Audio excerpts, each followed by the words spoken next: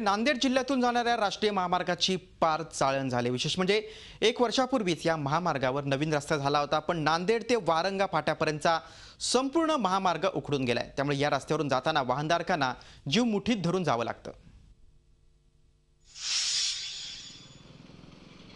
1 वर्षापूर्वी मंजूर झालेला तुळजापूर नागपूर हा राष्ट्रीय महामार्ग नांदेड शहराला लागून जातो। चंद्रावरही नसतील एवढे खड्डे या महामार्गावर आहेत। अहो कारच काय तर या खड्ड्यातून मार्ग काढताना मोठमोठ्या वाहनांनाही कसरत करावी लागते। नांदेड ते वरंगा फाटा हा 45 किलोमीटरचा प्रवास जीव मुठीत धरून करावा लागतो। आपण पाहू शकता या नॅशनल हायवेची काय अवस्था झाली आहे। हा रस्ता पाहून, या रस्त्यावरील मोठमोठे खड्डे पाहून कुणीही म्हणणार नाही की हा राष्ट्रीय महामार्ग आहे, परंतु हा खरंच राष्ट्रीय महामार्ग नावाला उरला आहे। नांदेडहून अर्धापूर तसेच वारंगा फाट्याहून मग पुढे नागपूरकडे हा रस्ता जातो, परंतु नांदेड ते वारंगा या 35 किलोमीटरच्या अंतरावर जागोजागी असे जीव घेणे खड्डे पडलेले आहेत। 1 वर्षापूर्वी हा राज्य महामार्ग होता।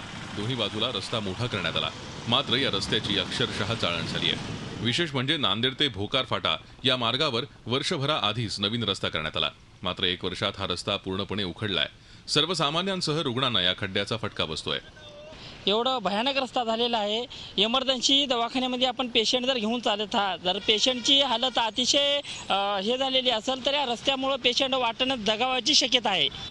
या रस्त्याच्या दुरुस्तीच्या मागणीसाठी विविध पक्ष संघटनांनी आंदोलन केली, मात्र याकडे दुर्लक्ष करण्यात येत असल्याचा आरोप होतोय।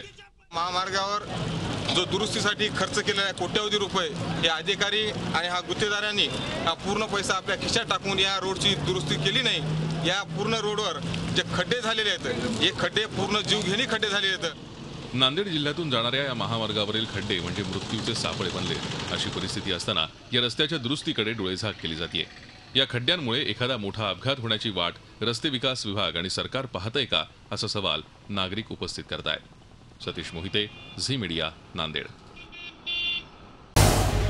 झी 24 तास रहा एक पाऊल पुढे।